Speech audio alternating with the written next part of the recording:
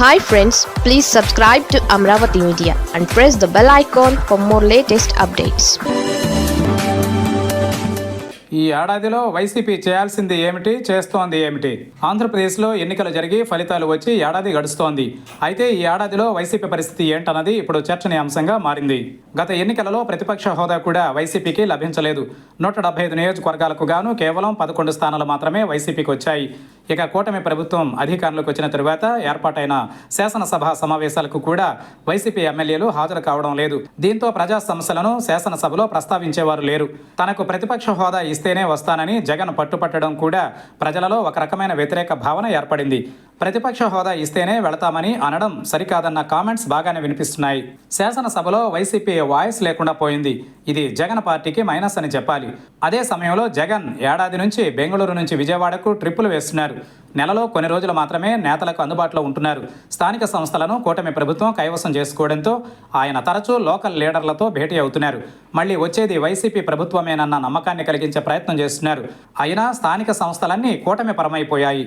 ఇక ఉగాది నుంచి జిల్లాల పర్యటనలు చేస్తానని ప్రకటించిన వైఎస్ జగన్ ఎప్పటికప్పుడు తన పర్యటనను వాయిదా వేసుకుంటూ వెళుతున్నారు.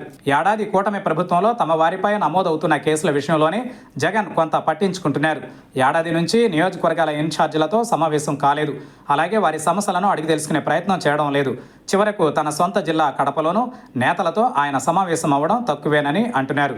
ఈసారి అధికారంలోకి వస్తే కార్యకర్తలకు ప్రాధాన్యతనిస్తామని చెబుతున్న జగన్ మాత్రం నేతలకు సంబంధించి ఎటువంటి భరోసా ఇవ్వడం లేదు. గత ఎన్నికలలో ఇష్టారీతిన నియోజకవర్గాలను మార్చేశారు. నేతలకు పట్టున్న నియోజకవర్గాల నుంచి బయటకు పంపారు. ఈ ప్రయోగం విఫలమైందని తెలిసినా తిరిగి అక్కడ ఇన్ఛార్జీలను నియమించకపోవడంతో ఏడాదిగా ఆయా ప్రాంతాలలో కేడర్ అయోమయంగా ఉంది. మరొక వైపు అప్పుడప్పుడు ప్రభుత్వ వ్యతిరేక ఆందోళనలు చేస్తున్నప్పటికీ, మీడియా సమావేశాలు పెడుతున్నప్పటికీ జగన్ ఇంకా పూర్తి స్థాయిలో జనానికి అందుబాటులోకి రాలేదు. తాడేపల్లి కేంద్ర కార్యాలయానికే అధికారంలో లేనప్పుడు కూడా పరిమితమయ్యారు.